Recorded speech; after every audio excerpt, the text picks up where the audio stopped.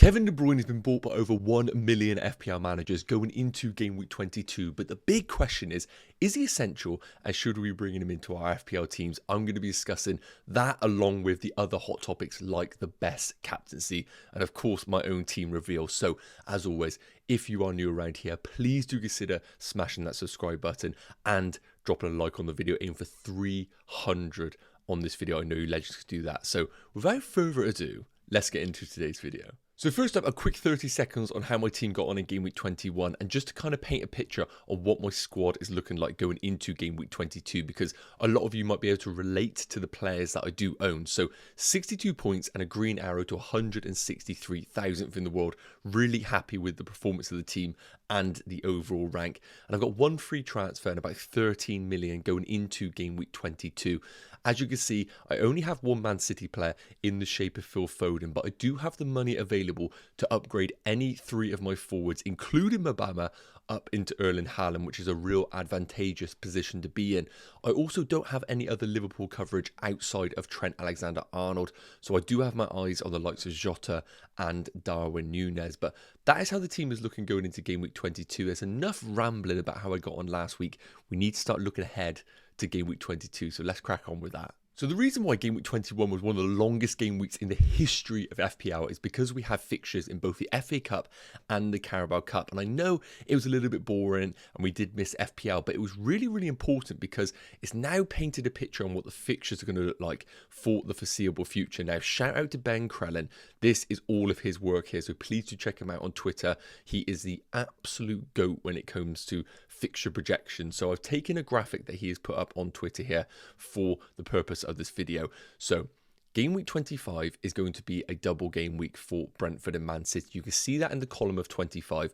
It's Brentford at home against Liverpool and away against City. City with a great double at home against Chelsea and at home against Brentford. Now, Ben Crellin has put in some also potential fixtures for other teams. You can see the orange in game week 25 means that there could be a double announcement for both Luton and Liverpool. That one isn't confirmed. You can check out the key at the top of the graphics here, but we do need to prepare ourselves that there could be an announcement that Liverpool have a double in game week 25, which is really going to impact a lot of things.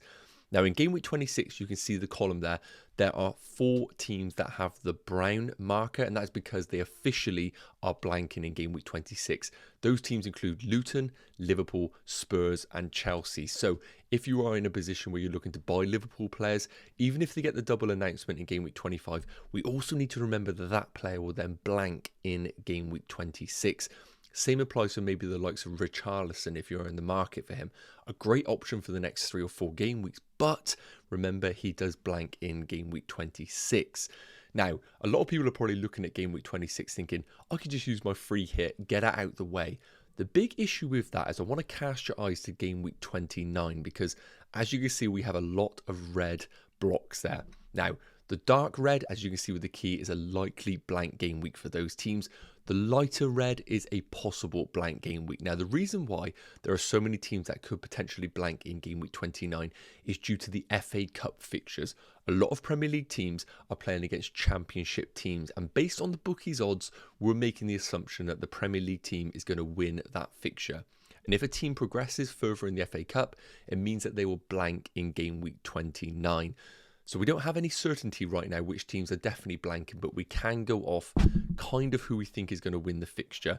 And based on that, check out game week 29 column. Those that are in red are potential blanks. Those that are in green are definitely playing in game week 29. And you can see there aren't many teams involved in that game week. So the reason why I don't think a free hit in game week 26 is ideal, of course it is team dependent, is because I think there's going to be more value in using your free hit in game week 29.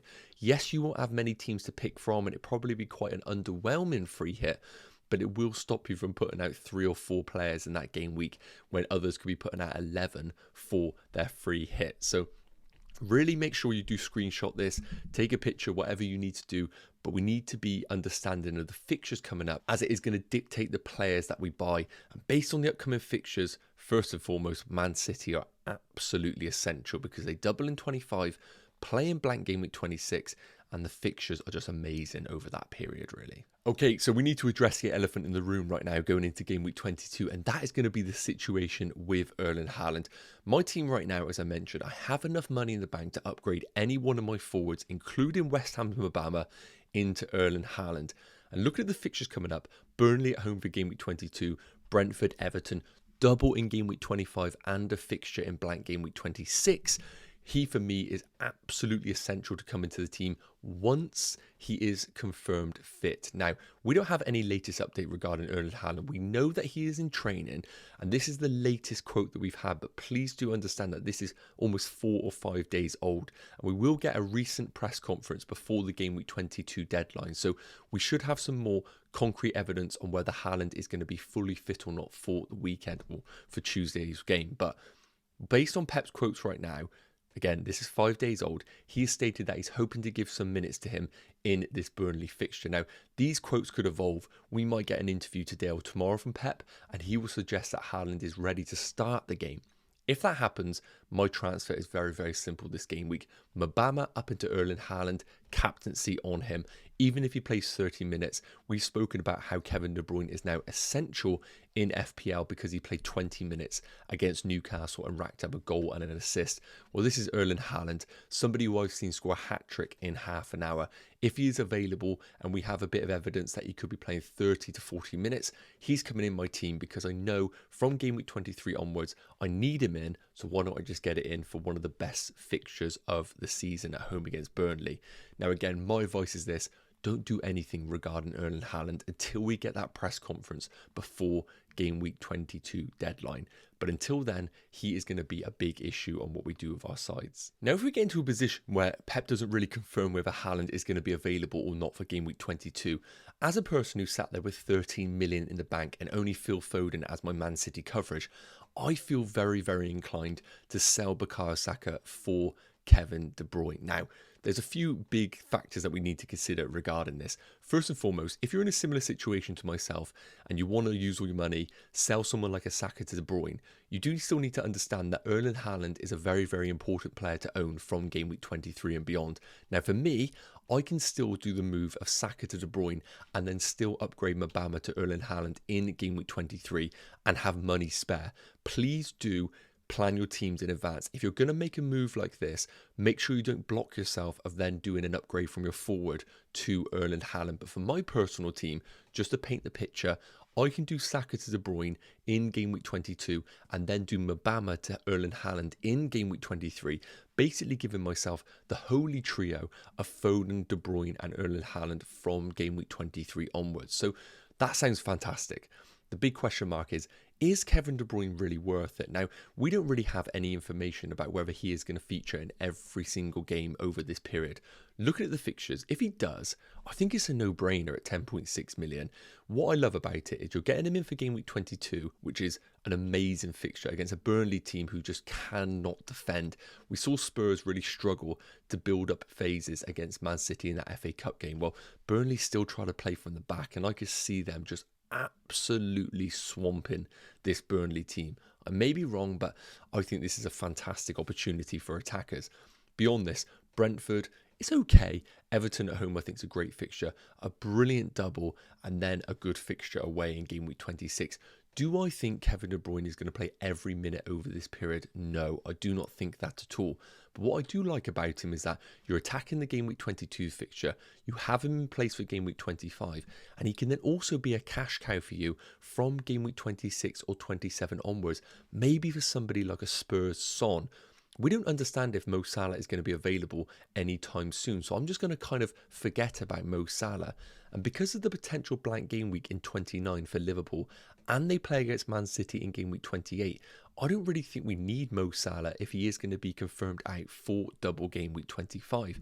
Therefore, I think buying De Bruyne now is great. You hold him up until game week 26 and then use him as a cash cow for potentially Son when he does return to the Spurs team. Again, it is far-fetched with that plan, but I do hope that does come to fruition. Now, looking at Saka, the big debate right now is, do we want to sell him? Well, the fixtures coming up are not as good as Man City's. I think Nottingham Forest away is a good game, and a lot of people are talking about Saka because he isn't delivering the goods, but I think the underlying numbers are still okay.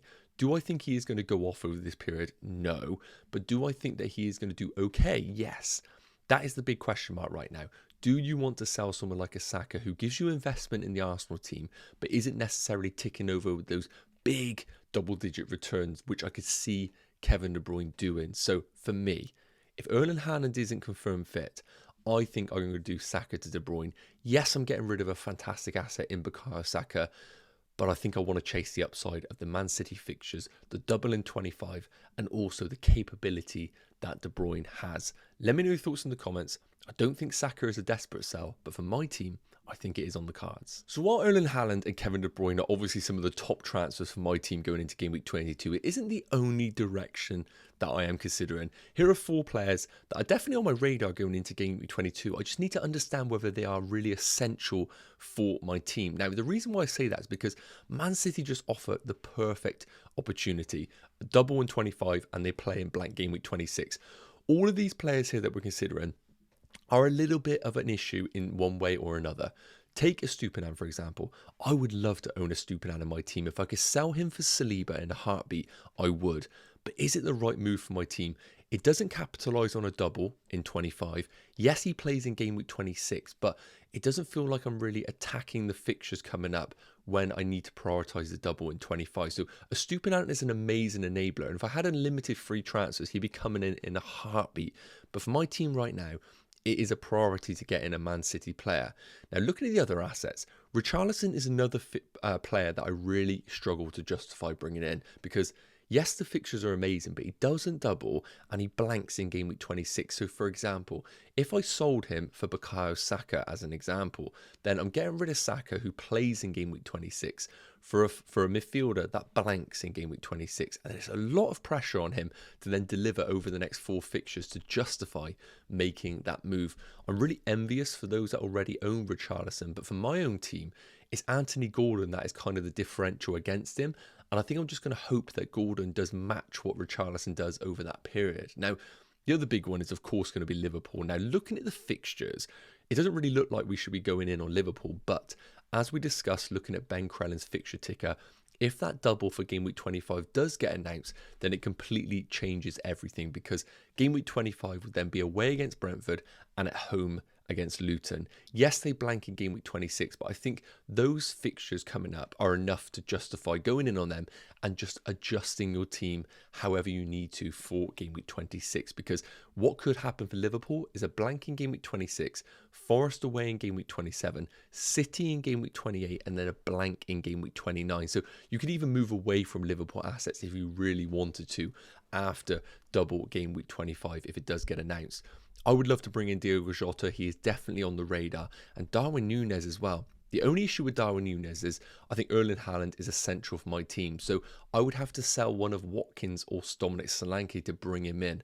I'm very envious that I don't own Darwin. I did own him when he was blanking every single game week. And of course, the minute I sell him, he does fantastic. So right now, all 4 of these are amazing. I'm leaning more towards the Liverpool boys as a transfer, but I just can't put them ahead of the likes of De Bruyne or Erling Haaland for my own personal team. Okay, that's enough chit chat. Let's take a look at my team. In goal, we've got Areola at home against Bournemouth. My alternative is Dubravka, but being away against Aston Villa, this is the fixture that I want to play for my keeper. Do I think he'll keep a clean sheet? Probably not. West Ham have been a little bit ropey for clean sheets, but I think he is the right choice for this game week. Now, looking at my defence, I'm currently going for a back 3. We've got Trent at home against Chelsea. He came on for about 25 minutes in that FA Cup fixture against Norwich, so I'm hoping that he will return to the team for this Chelsea game. If I had to bet on it, I'd probably be 90% sure he does start in that game because it is such a big game for Liverpool and he's such an important player for how they play.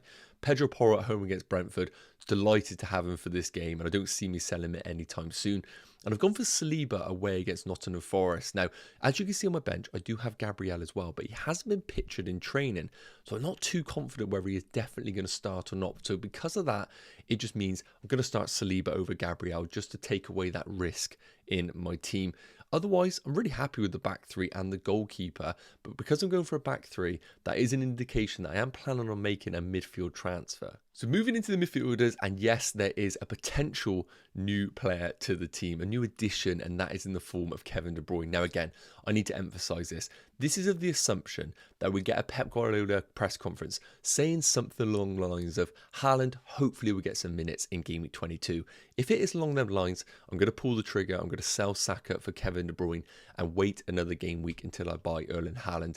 If Pep comes out and says that Haaland is ready to start, then forget this, Haaland comes in from Obama. But we're going to go off the pretense that we don't get that news. So Kevin De Bruyne coming in for Saka to really target that home fixture against Burnley, and also gives me a captaincy option that I feel really confident about putting on. Outside of De Bruyne, Foden, great. Palmer away against Liverpool, not ideal, but I just can't bench him right now because he is doing it in the big games and he's on penalties. Gordon away against that high line of Aston Villa, I think that's an okay fixture. And Garnacho away against Wolves. Now, I don't love this, and that could change if we do get confirmation that Gabriel is available. I could go for a 4-4-2 and bench Garnacho, but while Rashford is out of this Man United team with what looks like a disciplinary, I really like Garnacho when he plays off the left. I don't love Man United. I don't even think they win this fixture, but Garnacho playing off the left, I think enhances him as an FPL option. And I think it could be a fantastic differential this game week against a good Wolves team. But I always do fancy Man United to create chances, even when they are in a terrible run of form like we are seeing right now. So that will depend on the Rashford situation and, of course, the Gabriel news. But if we get nothing about Erling Haaland, De Bruyne's coming in. And finally, we have our forwards, and it's been a pretty boring pick recently. I've had Watkins and Solanke for a lot of game weeks now, and I don't really intend on selling them. As I mentioned, I have the money in the bank to do Mabama to Haaland and give myself a strategy of 3-4-3 formation going forward. So I'm happy with that plan for now. I get it. A lot of people are getting itchy feet with Ollie Watkins. He hasn't delivered in the last few game weeks, but I remember this happened at another time. I sold him and then he continued to score once again. I think we need to remember he's a talisman playing in a good Aston Villa team, and the fixtures coming up are still really good for them. And importantly, he plays in blank game week 26 with a really good fixture. So I don't want to sell Watkins, especially when I have the money just to upgrade my third forward. Dominic Solanke stays. I am tempted to sell him at some point, especially if we do get a bad fixture run for them and some blanks announced. But for now, he sticks in the team. I don't think I need to force him out. Yes, Darwin Núñez is screaming my name, but I just don't think it is a priority transfer ahead of somebody like Kevin De Bruyne at home against Burnley. So that is how the 11 is looking. Again, things can change. Let me quickly discuss who I would captain in this situation. Okay, so captaincy for game week 22 is really interesting. I think if you own a Man City player, I think you do captain him unless it's somebody like a Rodri. For me, Kevin De Bruyne would pick up the armband with Phil Foden as a vice. If I bring in Haaland, it probably will be Captain Haaland. If you don't want to go for Man City, I think Richarlison is a really nice pick with that home fixture against Brentford. I don't think there's going to be an absolute goal fest, but I think Richarlison's numbers are fantastic and a lot of big chances are funneling through him. So I really like Richarlison.